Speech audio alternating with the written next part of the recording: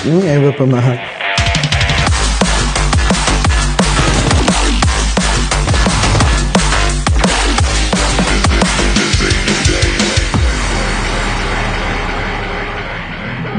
Mani o'yindagi nikim Rashidinho, Helion Gaming jamoasi kapitaniman, sardoriman. Salom, men ismim Habibullayev Azizbek. Helion jamoasida o'ynayman. Rolim flagger. My nickname is Falcon and my game role is a support. Men ismim Abdulloh, men Helion Gaming jamoasi zamin o'yinchisiman. Hammaga assalomu alaykum. Mening nikim Graza, Helion Gaming igrokiman. Describe your journey from PMGO qualifiers to the main event of 2025 PMGO. Birinchi karta unchalik yaxshi bo'lmadi. Komandamiz birinchi o'yin qilib ketdi. Oxirgi o'rin turdi. Undan keyin bolalar bilan gaplashib, hammasini kelishib oldik. Bu yoqqa zo'r ketdi. Xursand bo'ldim, bolalar zo'r o'ynashdi. O'ziga yarasha hamma narsaning qiyinchiligi bo'ldi. Mana shu yergacha kelganimizcha PMGOlargacha harakat qildik, trenovka qildik, komanda bilan ishladik, hamma mehnat qildi. Bizni mana shu yergacha olib chiqqan oxirgi eng emotsiyali vaziyat o'sha oxirgi kartada bizdan bitta pas ketayotgan komanda bilan bittamiz bir xil edi. O'sha oxirgi plus pointni hal qilish kerak edi. Bizning kepimiz Rashidinho o'sha komandani 1-2 clutch qildi. To есть ikkalasini o'ldirib, bizni mana shu PMCL slot plus PMGO'ni lanigacha olib kelishga hissasini qo'shdi katta. Qolgan igroklar ham hammasi yaxshi o'ziga yarasha harakat qildi. Talk about how the team was created and how the synergy between each guys fell into place. Helion Gaming jamoam 4 oy oldin tashkil topgan. Jamoamda o'yinchilari juda ham yaxshi va o'qitli.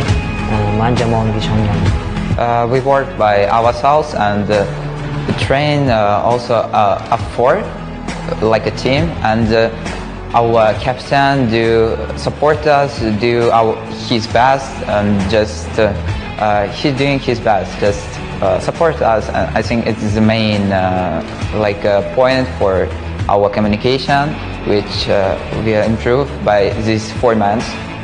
I trust him at all. He have lots of experience and he's, I think, one of the best captain in Uzbekistan.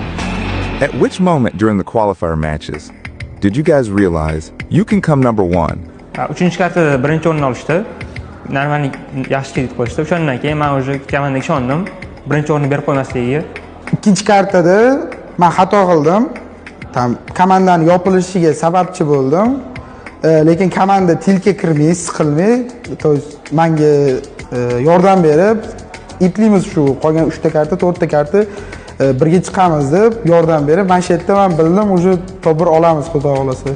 Komanda hammamiz harakat qildik, bir jamoa bo'lib, to есть o'sha bilgandek men shart.